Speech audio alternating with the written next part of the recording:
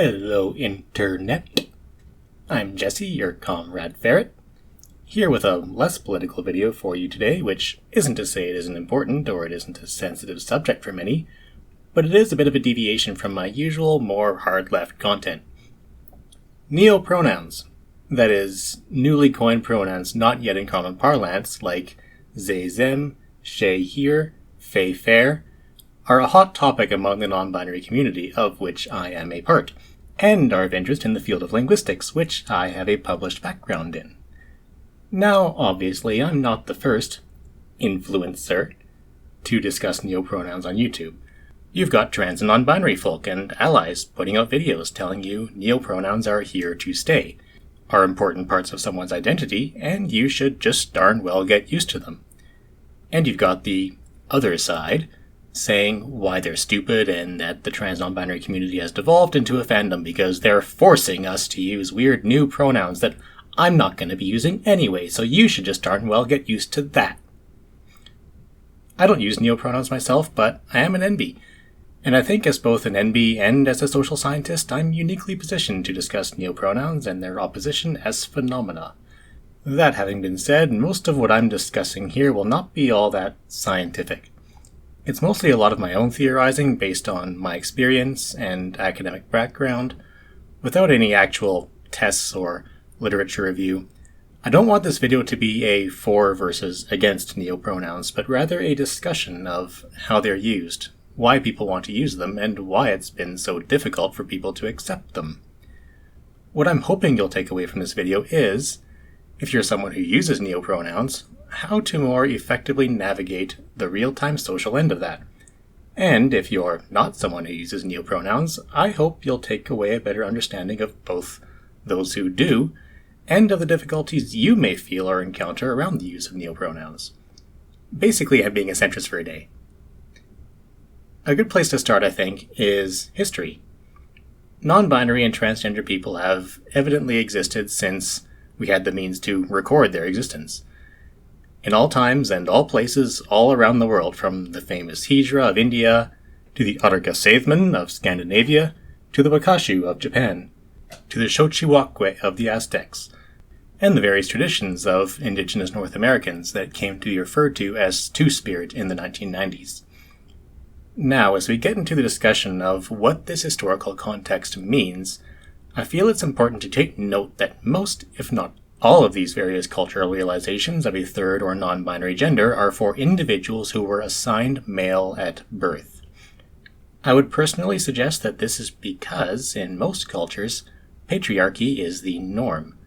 Therefore, as it is in modern Western society, it's more normal for a woman to climb up and be more masculine. That's her self-empowerment. So that doesn't need to so much have its own term, whereas it's less normal, more intuitively jarring to have an individual want to lower their social status in going from more masculine to more feminine. Some cultures vilify this, while others attribute a sort of spirituality to it, as we as a species like to do with the more inexplicable aspects of nature. If it confuses us, it must be sacred. And crucially, most cultures have elements of both spiritualization and vilification. Xochihuacque were generally employed as prostitutes, and at times in Aztec history were persecuted. Hijra were, according to the Kama Sutra, seen as a sign of an area's depravity, and were and are likewise frequently involved in the sex trade. And similarly, the Two-Spirit people most heavily recorded by European colonists, who were then called Berdache, a rather disparaging term, because they were viewed as either valued healers and shamans or as valuable sex slaves. In the indigenous language I speak, the word for a non-binary person translates literally to a strange or twisted woman.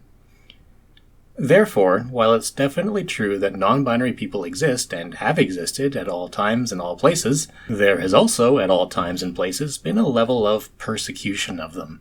Given recognition, tend to be only recognized as a separate gender in the case of people assigned male at birth.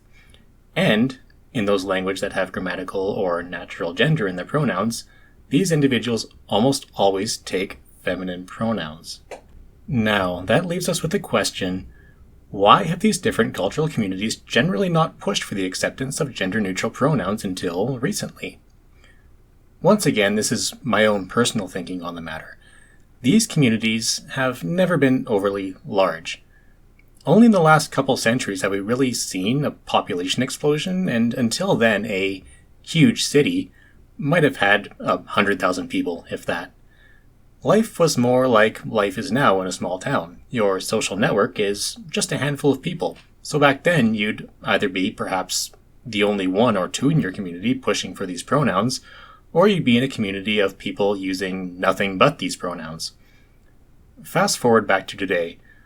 According to a New York Times article from 2021 that I can't link here because I've used up my allotted free articles and I'm not subscribing to the New York Times, around 58% of American youth today know somebody who use pronouns other than he, him, and she, her.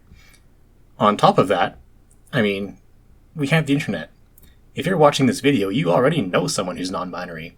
Just comment on my video. I'll comment back and boom, you've got an NB friend. And I'll be one of the increasing number of voices in your world advocating for the use of personal pronouns outside of the binary. We have strength in our interconnectedness, and we use that strength to push for greater recognition, including in the linguistic sphere. Because language is power. There's a whole subfield of linguistics dedicated to studying cultures through the language they use, which includes the way in which they ascribe or remove power from their speakers. One of the best ways to remove power from a group is to not allow that group to use self-referential language. This is actually a conscious strategy of the far right in combating the left wing. Remember when woke used to specifically mean the case of African Americans understanding and combating the systematic prejudice against them?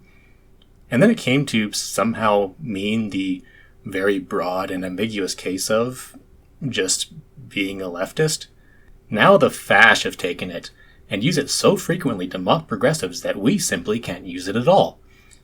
This is a semantic shift called pejoration, and the opposite of that is called amelioration, taking a word and giving it a positive meaning, or else, failing that, coining, creating a new word. And has the trans and non-binary community done a whole lot of coining. Before the social media explosion, neopronouns were few and far between and primarily coined just for theoretical or clerical use, trying to deal with the semantic narrowing of masculine terms to more and more specifically refer to men, which, by the way, did you know man used to refer to a human being in general? By Chaucer's time, the word had started to narrow to mean humans, but in a pinch, male humans. And now fast forward up to today, really almost never means female humans at all. So people have now and again suggested neopronouns, such as m-er in 1975, as an alternative to singular they. And today, a whole ton of different pronouns to refer to individuals under the non-binary umbrella. So, to answer another question, and to sum up what's been talked about so far, why don't they just use they, them? They has been used to refer to a singular person since at least the 15th century.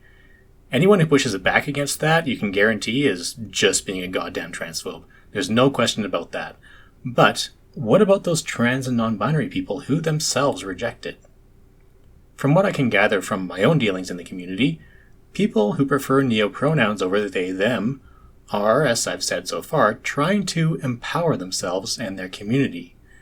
They want to be acknowledged as not only being without gender or having an unknown gender, as they, them implies, but rather in having a distinct, identifiable gender outside of the binary. Very frequently, users of neopronouns, especially the more arcane ones that tend to get lampooned on social media, are on the autism spectrum, or are otherwise, more broadly, neurodiverse. I've touched more on this in my Transgender Furries and Communist video, but in short, people struggling with their mental health frequently find themselves seeking out and developing an identity external to what is normally assigned to them. This is an important part of the thesis of this video essay, so let me say it again. People frequently use neopronouns, firstly, as a means of taking the personal power of self-identification that most cisgendered people take for granted, and secondly, as a means of exploring their identity in a neurodivergent context. And so we come to the next question that follows. If neopronouns are really just about an individual's self-concept, and I realize that, and I understand that value from a psycholinguistic perspective, why are they still so hard? I know I myself am awful for it. If someone tells me they use neopronouns, I'm immediately like, oh god, I'm gonna mess this up. I just know it. And luckily, because they're more of a self-identification thing, most folks I find who use neopronouns are generally comfortable with using they, them as well, which is cool. So I'll try to use their preferred pronouns, and I'll try not to get too anxious about screwing it up. But even then, it's tricky, right? They sound so weird. And a lot of those jerk faces who broadcast their outright refusal to use neopronouns stop there.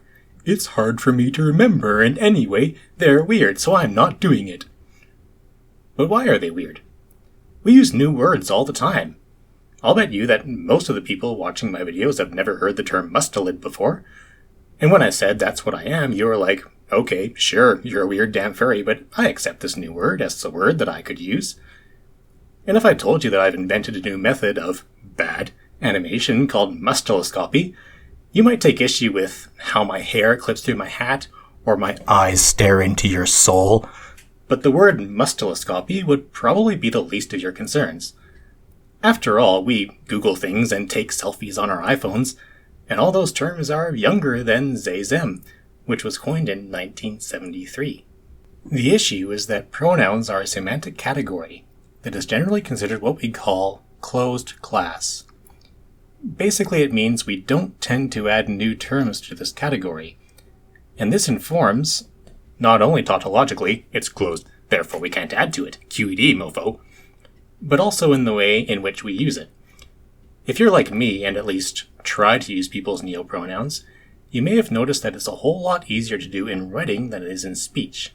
This isn't only because we have more time to think about what we're writing than what we're saying, but because of a little thing called prosody. The rhythm, stress, and intonation of speech. See right there, I was prosodically emphasizing the terms rhythm, stress, and intonation. You know what doesn't tend to receive prosodic emphasis? If you guessed closed class words, then you're right. Closed class words tend to, conveniently enough, also be words that carry the least amount of semantic weight. We therefore tend to just sort of glaze over them when we're speaking, while we might actually have to stop and think about which content words we use, and they receive the most emphasis. Closed class words not only almost never get emphasis, but in the very phonetically lazy language we call modern English, in which every other vowel is this guy that just goes, we tend to chop off as much of those closed class words as possible. Let me give this sentence as an example. Simple, right? Now listen to me say it. I'll say it normally, but really have a listen to how I do it and what I do to each word. She kissed him on the mouth. Now I'll write it out phonemically. This is just a funny alphabet linguists use to transcribe exactly how something sounds when it's spoken. Don't worry if you don't get it. I'll show you. At the top is the broad transcription. That is, how it's supposed to sound, word for word. And at the bottom is the narrow transcription, as narrow as I felt was necessary to depict what it sounded like when I spoke the sentence in my rural Canadian dialect. The first thing you'll notice is the different placement of the dots. Those are syllable breaks. In theory, each word in the sentence is only one syllable on its own, but when we speak, we tend to just let all of them bleed together. The division between words in language is actually really quite arbitrary. So when we're listening to speech, we need to know what words we're looking for. You can't automatically know when your brain meat, Comrade Ferret just said 6 words, if you don't know what those words are. You know this, it gets played for laughs a lot, right? Someone young learning a new word and thinking that it's multiple words, sometimes because they think they hear a word that they're familiar with inside of the new word. What I'm trying to get at is this. If we aren't familiar with one word in a sentence, it can make the whole sentence rather hard to decipher. Now normally, the word we aren't familiar with in a new sentence will be a content word, open class. Something with emphasis, which, as you can see in the example I gave, you'll notice they don't tend to really change between the prescribed pronunciation and the actual pronunciation. Syllables remain generally intact. So it's easy to go, wait, I didn't catch that. She kissed him on the... what? Oh, mouth. I thought you said something, weirder. And if I went full furry and said, she kissed him on the muzzy, you'd probably just respond with, wow, that's a funny word. And I hope that doesn't mean anything freaky. But it wouldn't sound linguistically odd. It still sounds like English. But what if it weren't the content words that we weren't familiar with? What if it was a novel, closed class word? Let's change it up a bit. They kissed them on the mouth. Notice how I pronounced this. Well, basically how it's prescriptively pronounced. And it sounded kind of funky. More funky than just using a funny word for mouth. It almost makes you think, especially if you hadn't heard they, them spoken aloud before, that they and them are names or something, not words. This is because I said it, well, properly. No vowels reduced, no syllables mashed together. What this comes out to is, those two pronouns received more prosodic emphasis than pronouns tend to get. So to the listener who isn't conditioned to hear those words and know, consciously, that they're pronouns, they don't sound like pronouns. So how do we solve this? How do we address this inherent weirdness to neopronouns? Well, we could try reducing and mushing them up like we tend to do with other closed class words. Let's try it. They kiss them on the mouth. Now they sound good, yeah? Like proper pronouns. But this is an extra step that both the produced and the interpreted language need to take, that other new words don't. Basically, in order for neopronouns to be reliably used, not only do they have to have people like you and me say, yeah, okay, I accept that this is a word. We need to perhaps, ironically, remove enough prosodic weight from them in our speech, make them so casual and so meaningless that we automatically produce them as weakly as possible. Not only that, but it needs to happen often enough with these words that someone listening to that last spoken sentence will be able to understand it. And that's going to, honestly, be really hard, because if you don't know that they and them are pronouns, and honestly, even if you do, it's really quite difficult to pick them out being used here if you aren't used to them. Look at how the syllables bleed together in this last sentence. Look at how the dots have moved. It's hard to even pinpoint at a glance where one closed class word ends and the next begins. So what that's going to come out to a naive listener as is a garbage sentence. One that, even being such a simple sentence, is quite hard to understand. And harder still to ask for clarification, because what exactly are you trying to clarify? What the hell is Zaman? I should note that English is fairly unique in having this problem. It's an incredibly various and incredibly lazy sounding language that has a whole lot of stress patterns and other prosodic features that make closed class words particularly messy. That's why Swedish can have its gender-neutral neopronoun hen, and no one bats an eye.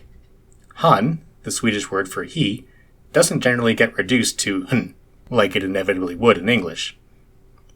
So, to this end, it might seem like a reasonable suggestion for the non-binary community to pick one neopronoun and stick to it as the non-binary gender pronoun.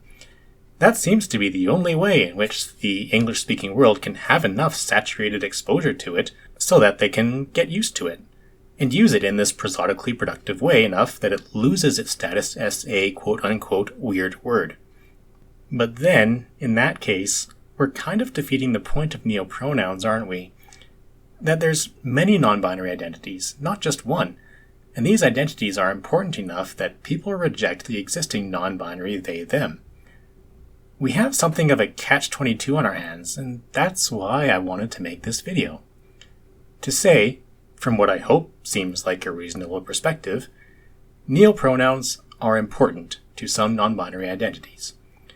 and play an important role both in the self-empowerment of that marginalized community and in the crucial exploration of self-identification in neurodivergent individuals. And neopronouns are difficult for the general public to get the hang of, and are more inherently weird than other coined terms. Thus, here is my conclusion. Neopronouns should be accepted and valued by everybody who values individual freedom of expression and identity and mental health. Additionally, individuals who use neopronouns should be conscious of the inherent difficulties they present in the English language, and just as they expect others to be mindful and empathetic of their identity, they should be mindful and empathetic of the linguistic strangeness of neopronouns and the trepidation that comes with that, even subconsciously. Ideally, I want to see a world in which non-binary individuals can freely tell others their neopronouns, and for it to be understood not as an insistence upon others to use, but as a way of expressing who you are regardless of whether it's used by others. And for those others to feel comfortable enough in using them without being afraid of messing up, forgetting, or sounding strange. For it to just be a gesture of acknowledgement of that person's identity. And as the person using the neopronoun, accept that gesture. And perhaps after watching this video, you'll have a better appreciation of just how immensely powerful that single word is in being uttered by your ally, even if they only use it once for you. Okay, I try not to ask too much, but since YouTube still thinks I'm a bot, if you like this video, be sure to give it a thumbs up, spread it around with other folks you think might find it interesting. Thanks. Bye now. Hey, you, hapless viewer. Are you a progressive, a leftist? Do you think capitalism should die? Are you a content creator, or do you want to become a creator of content? Are you a furry, or a furry apologist? Maybe you haven't admitted it to yourself. Maybe you're just not quite there yet. Don't worry, we don't judge. We being a brand new Discord server that's been all set up and it's being launched today. So if you fit these criteria, and you're not a cop, other swine are fine, click the link in the description